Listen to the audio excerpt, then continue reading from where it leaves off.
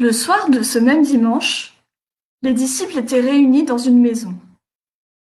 Ils en avaient fermé les portes à clé, car ils craignaient les autorités juives. Jésus vint et, debout au milieu d'eux, il leur dit : « La paix soit avec vous. » Après ces mots, il leur montra ses mains et ses côtés. Les disciples furent remplis de joie en voyant le Seigneur. Jésus répéta : « La paix soit avec vous. Comme le Père m'a envoyé, moi aussi je vous envoie. » Après cette parole, il souffla sur eux et leur dit : « Recevez l'Esprit Saint. Ceux à qui vous pardonnerez les péchés seront pardonnés, ceux à qui vous refuserez le pardon ne l'obtiendront pas. » Or, Thomas, l'un des 12 disciples, surnommé le jumeau, n'était pas avec eux quand Jésus vint. Les autres disciples lui racontèrent : « Nous avons vu le Seigneur. » Mais Thomas répliqua : « Si je ne vois pas la marque des clous dans ses mains, et si je ne mets pas mon doigt à la place des clous et ma main dans son côté, non, je ne croirai pas. » Une semaine plus tard, les disciples de Jésus étaient de nouveau réunis dans la maison. Et Thomas était avec eux. Alors que les portes étaient fermées à clé, Jésus vint. Et, debout au milieu d'eux, il dit : « La paix soit avec vous. » Puis il s'adresse à Thomas : « Mets ton doigt ici et regarde mes mains. Avance ta main et mets-la dans mon côté. Ne refuse plus de croire. Deviens un homme de foi. » Thomas lui répondit : « Mon Seigneur et mon Dieu. » Jésus reprit : « C'est parce que tu m'as vu que tu as cru ? Heureuses sont les personnes qui n'ont pas vu et qui croient. » Jésus a accompli encore, devant ses disciples, beaucoup d'autres signes extraordinaires qui ne sont pas racontés dans ce livre. Mais ce qui s'y trouve a été écrit pour que vous croyiez que Jésus est le Christ, le Fils de Dieu. En croyant, vous aurez la vie par lui.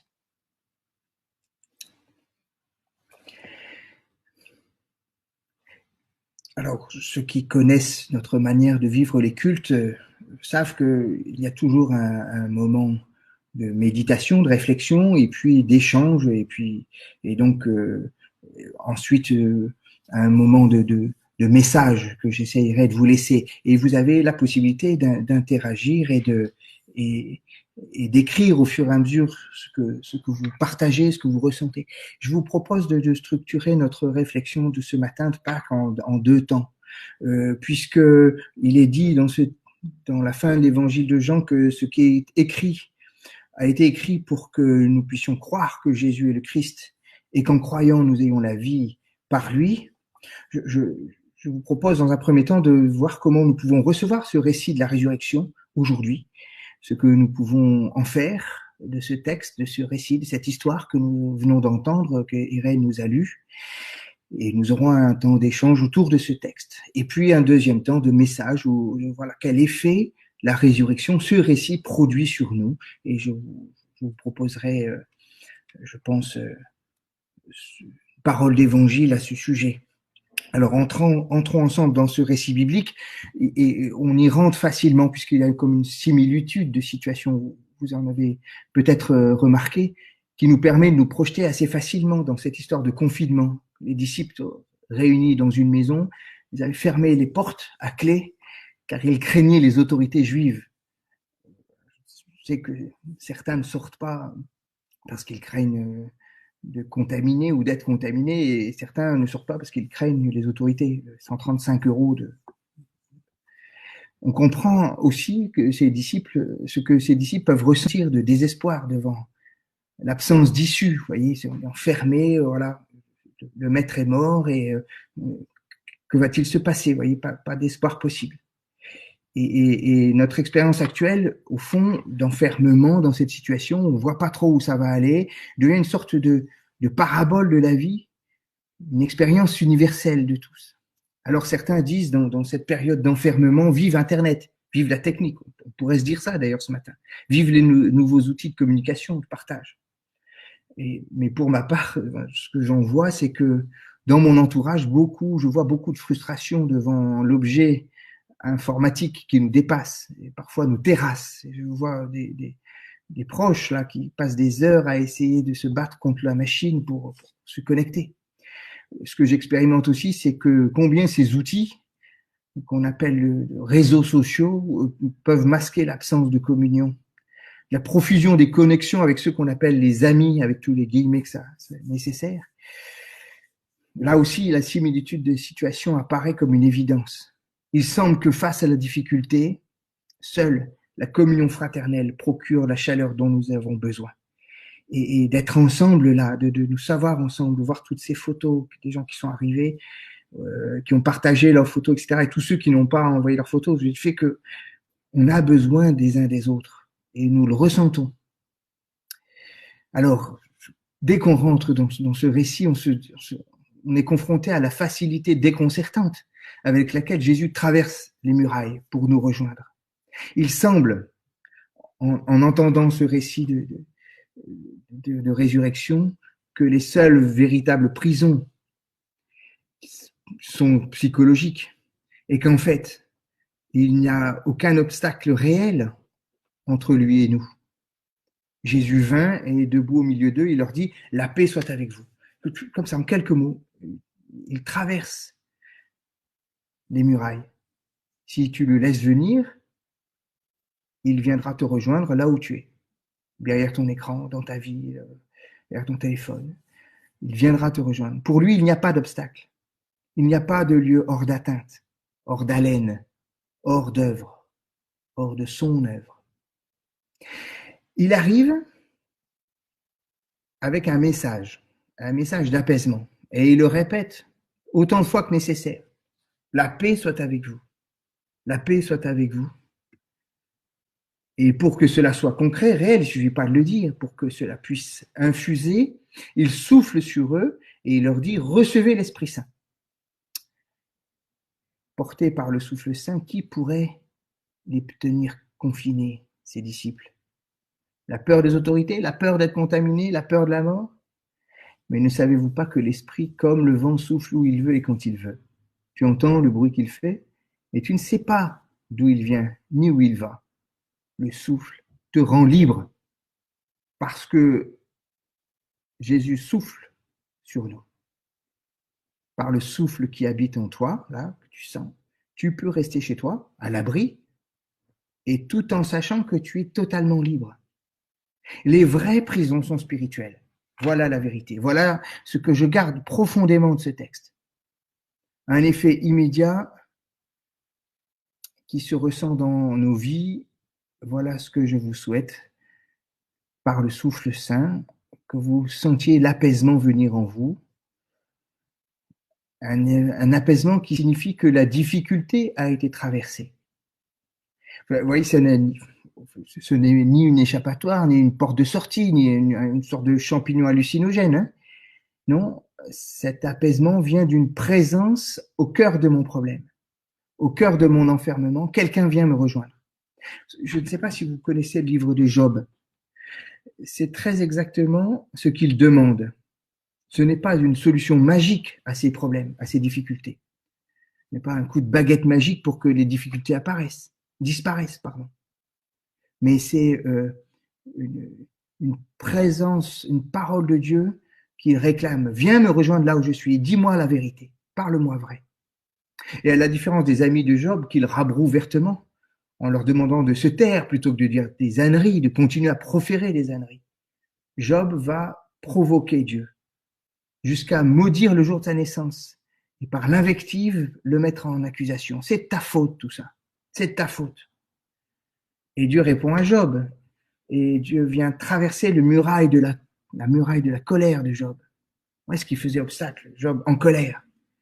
Dieu traverse cela. Jésus répond à notre peur en venant nous rejoindre dans notre confinement. Voilà la paix de Dieu dont nous avons tant besoin pour que nous soyons en capacité d'imaginer et de construire demain, sereinement, tranquillement. Pour que nous soyons libérés de cette colère, de ce pourquoi, de cette ce ressentiment qu'on sent, c'est palpable dans la société, les gens toujours dans la méfiance, dans la surveillance les uns des autres. L'enjeu, c'est d'être libre pour construire demain. Ce que nous pensions est impossible, cadenassé, verrouillé, fermé, s'ouvre maintenant. Tout devient possible. Alors, question que je pose, est-ce qu'il y a en nous des murailles qui nous semblent infranchissables? Je pense en fait à des situations précises, incommensurables, comme la perte d'un enfant, par exemple. Je pense aujourd'hui à une sœur que je considère comme une amie par affection, qui traverse dans cette difficulté. Et par communion avec elle, je pense à elle. Est-ce qu'il y a en nous, et nous avons tous en nous, ces murailles qu'il faudrait que Christ traverse pour venir là, maintenant, nous libérer et nous apaiser? Alors, bien sûr, parmi nous, il y aura toujours un Thomas. Peut-être en nous sommeille toujours un Thomas. Si je ne vois pas les marques des clous dans ses mains, si je ne mets pas mon doigt à la place des clous, ma main dans son côté, je ne croirai pas. C'est vrai. La résurrection de la chair n'est pas un phénomène purement spirituel si on appelle spirituel ce qui n'est pas vécu dans le concret. Vous voyez, c'est une manière de, par spiritualisation, on essayerait d'échapper au concret, à la vie, au réel. C'est pour ça qu'on utilise le mot de résurrection de la chair, pour qu'elle soit dans le vécu. Eh bien, la résurrection, comme Thomas, c'est du vécu, même partiellement, même si c'est pas complet. Ou bien c'est du vécu, ou bien c'est du pipeau. Voilà le fond de ma pensée. On ne peut pas faire de la foi chrétienne un vague « ça ira mieux demain » si l'espérance de la résurrection n'est ni une utopie, ni une illusion collective. Elle doit se vivre, elle doit s'expérimenter, elle doit se ressentir réellement. Et le récit donc se fait très concret. Mets ton doigt là, regarde mes mains, avance ta main, mets-la dans mon côté. Ne refuse pas de croire, deviens un homme de foi. Il y a là une certaine compréhension de la résurrection qui n'efface pas la réalité de la vie. C'est bien tout le sens de ce qu'on appelle la résurrection de la chair, du corps, et pas seulement de l'esprit. Pour qu'elle puisse nous concerner, cette résurrection doit assumer notre vie avec ses blessures. Elle ne doit pas nier notre vie, mais l'assumer, la transformer, la transfigurer. Et visiblement, dans ce récit, les blessures de Jésus à ses mains, son côté, ne sont plus le lieu d'une souffrance, mais d'un témoignage. Regarde, voilà. Imaginez que vous puissiez en faire autant. Que les blessures du corps et de l'âme qui jalonnent votre vie ne vous fassent plus souffrir. Que vous puissiez chanter avec Piaf, non, rien de rien, non, je ne regrette rien, mais que vous puissiez dire, voilà, je suis guéri, je suis libre de ça aussi. Ma vie comporte ça, mais je n'en souffre plus. J'ai été ressuscité, régénéré. Et en même temps, bien sûr, il y a une limite au discours un peu scientiste et positiviste. Notre réalité humaine dépasse, transcende notre expérience personnelle, nos émotions du moment, nos sens, nos perceptions intuitives. Toutes nos connaissances, nos savoirs, nos expériences ne peuvent pas dire le tout du réel. Il y a des choses et des réalités qui nous dépassent et qui nous transcendent. Et la résurrection en fait partie. Heureux ceux qui ont cru sans avoir vu, dit Jésus. Voilà ce texte qui nous dit une présence, une liberté retrouvée, une réalité concrète qui transforme et une vie renouvelée, envoyée. À vous de réfléchir, de me laisser parler ces mots en vous, vous laisser travailler par ces paroles et puis de réagir éventuellement dans le chat très rapidement. On va écouter un peu de musique qui vous laisse un peu écrire et puis vous pouvez et vous continuez ce que vous avez déjà commencé à faire.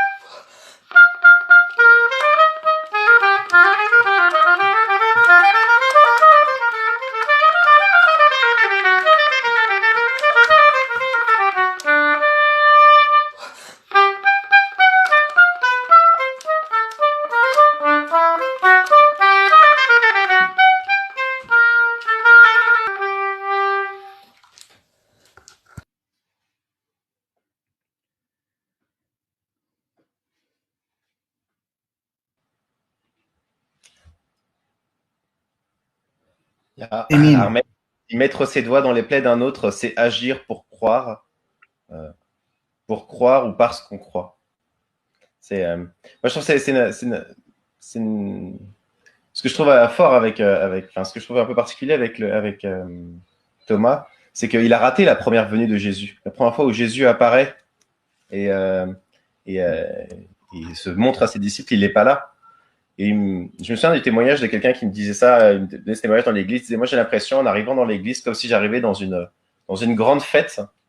Et on me dit l'organisateur de la fête c'est Jésus et on me dit ah mais tu devrais trop le rencontrer, il est vraiment génial, il est au salon. Alors il va au salon puis Jésus est pas là. Ah mais non mais il est pas là, il est à la cuisine. Et il dit alors il va à la cuisine mais Jésus n'est pas là. On me dit ah non mais il est pas là, il est à l'étage. Alors il monte à l'étage et puis on me disait en fait j'ai l'impression que tout le monde a vu Jésus mais pas moi. Et moi je me fais que me promener dans la grande maison qui est l'église où tout le monde fait la fête parce qu'il a rencontré Jésus mais moi j'ai l'impression de jamais n'avoir pu le voir, tu vois. Et je peux comprendre ce cri du cœur. Moi, j'aimerais bien pouvoir mettre mes doigts dans les trous, tu vois.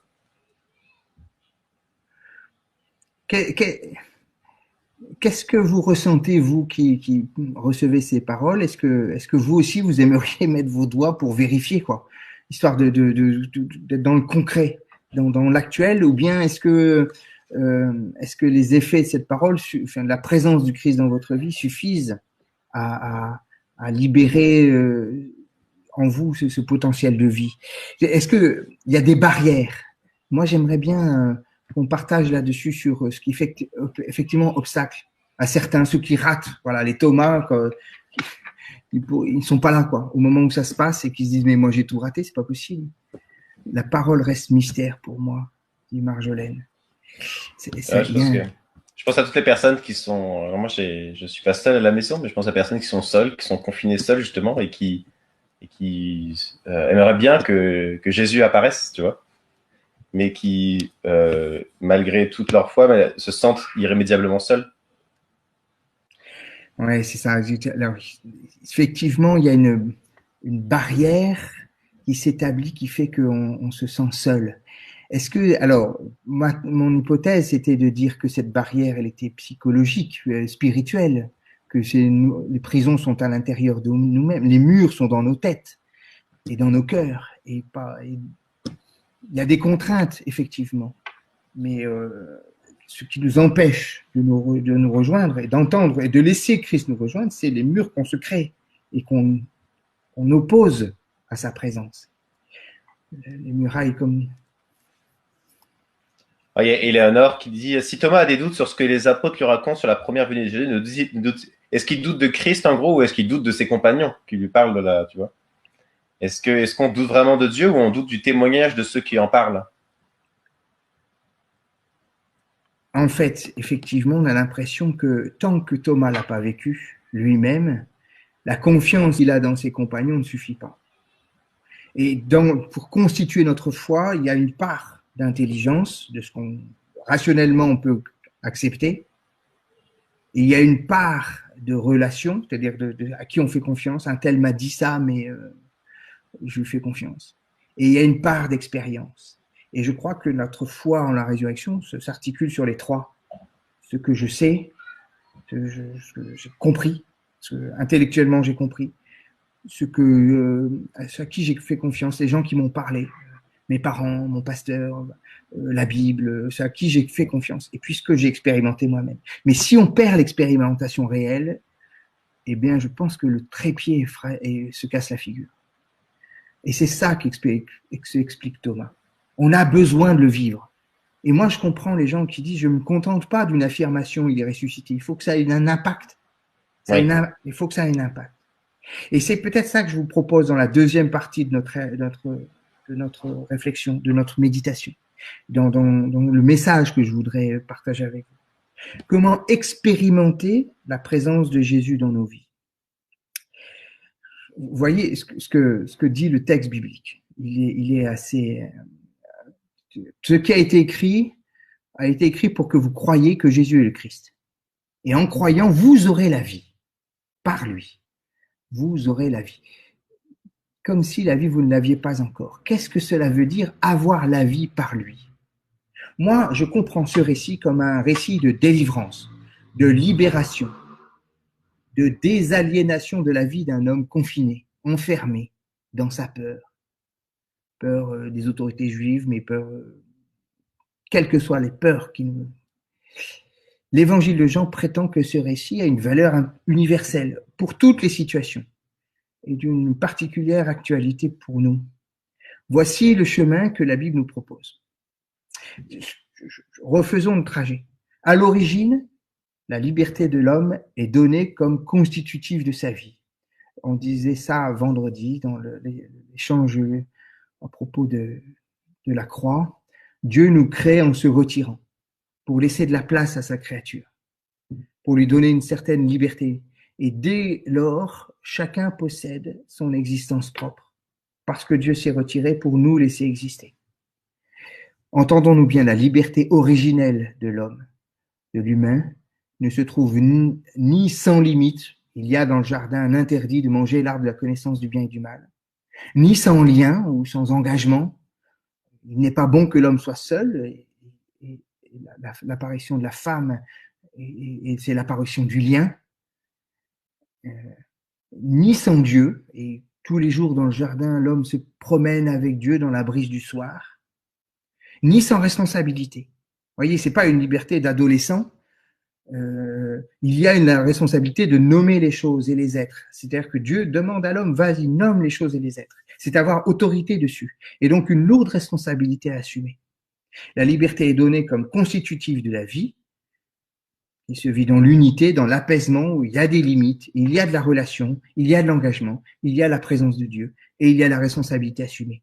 Et c'est ça une vie libre, dit la Genèse.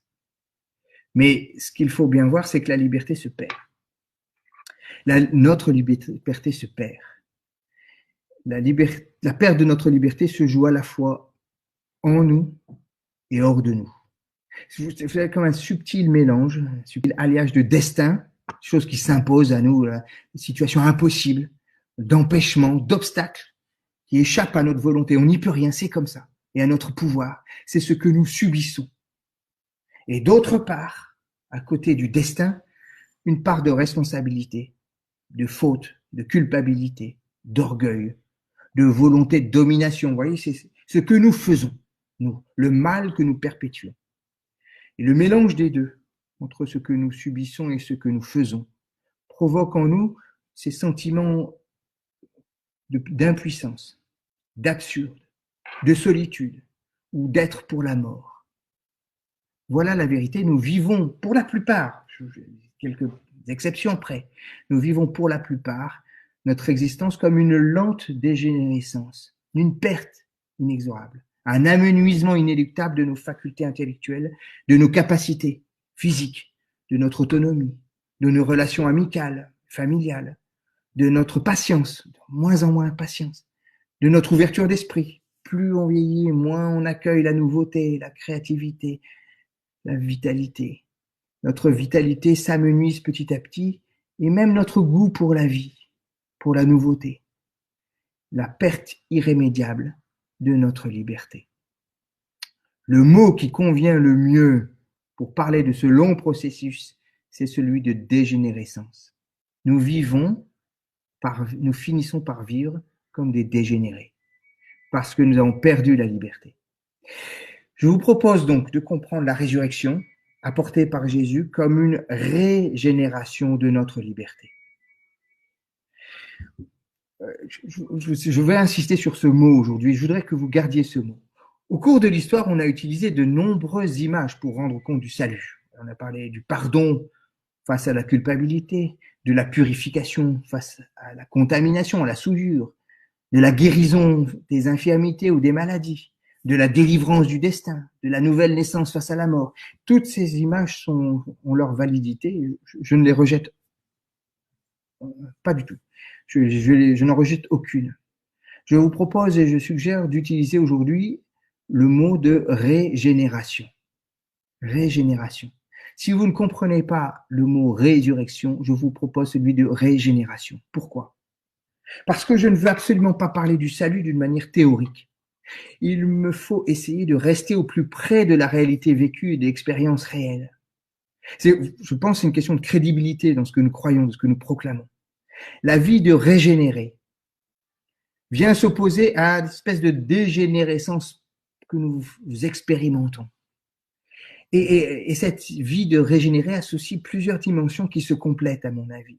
Elle parle d'abord, pour moi, d'un nouveau départ, régénéré. Je suis prêt pour de nouveau un nouveau départ, ça y est. Mais c'est aussi une capacité renouvelée. Je suis de nouveau capable. Je suis plus impuissant.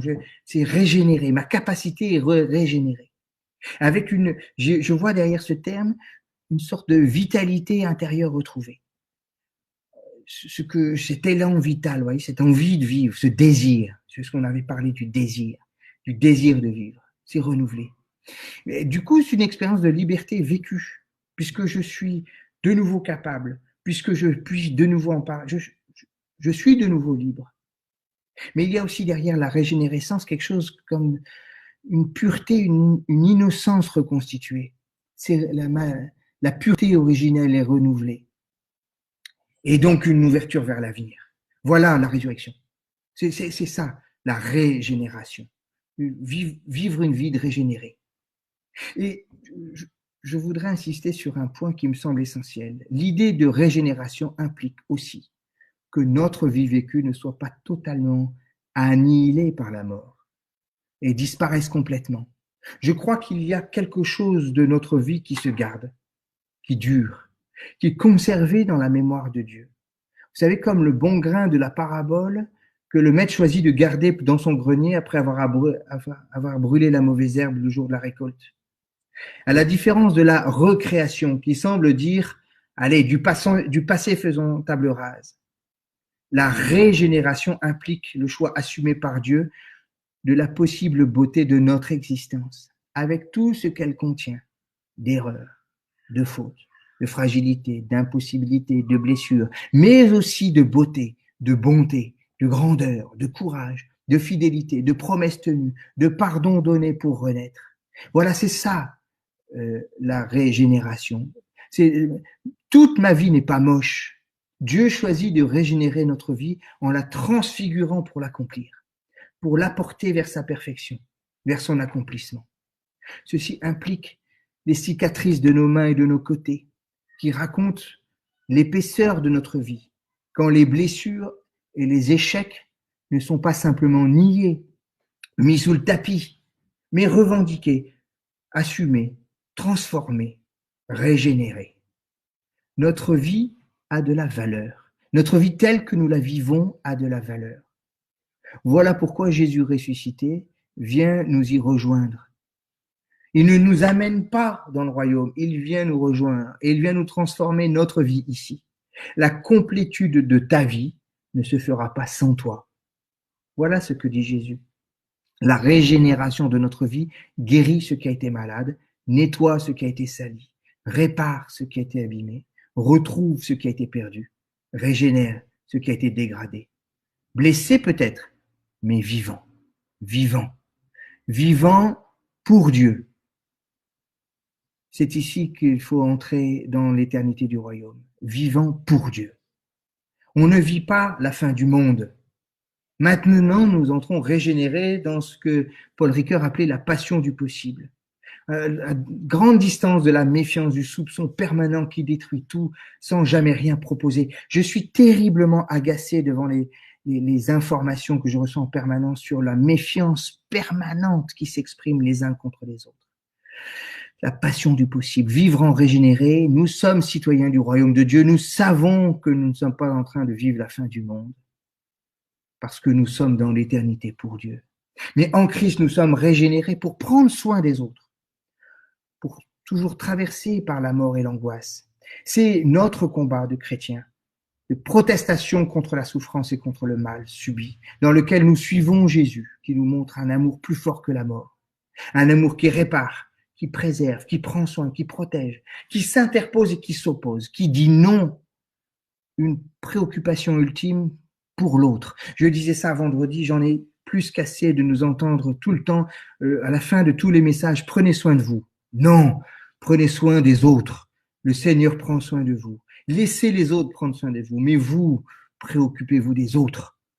Vous n'avez pas besoin de prendre soin. Vous restez confinés, protégez-vous, suivez les. Je ne suis pas en train de dire de sortir, mais arrêtez de vous soucier de vous. Le Seigneur s'en occupe. La résurrection, la régénération, c'est l'amour de la vie des autres. Et enfin, je terminerai par là, en Christ, nous sommes régénérés pour investir la vie. Devenir, puisqu'on dit non à la mort, protestons contre la mort, nous pouvons dire oui à la vie. Devenir à notre tour porteur de régénération pour les autres. Il s'agit maintenant d'arrêter de penser, de croire que la mort a toujours le dernier mot, comme on dit d'un ton un peu désabusé, ah, c'est la vie. Non, la mort, ce n'est pas la vie. Vivre en régénéré, c'est mettre notre liberté recouvrée au service de la vie du monde.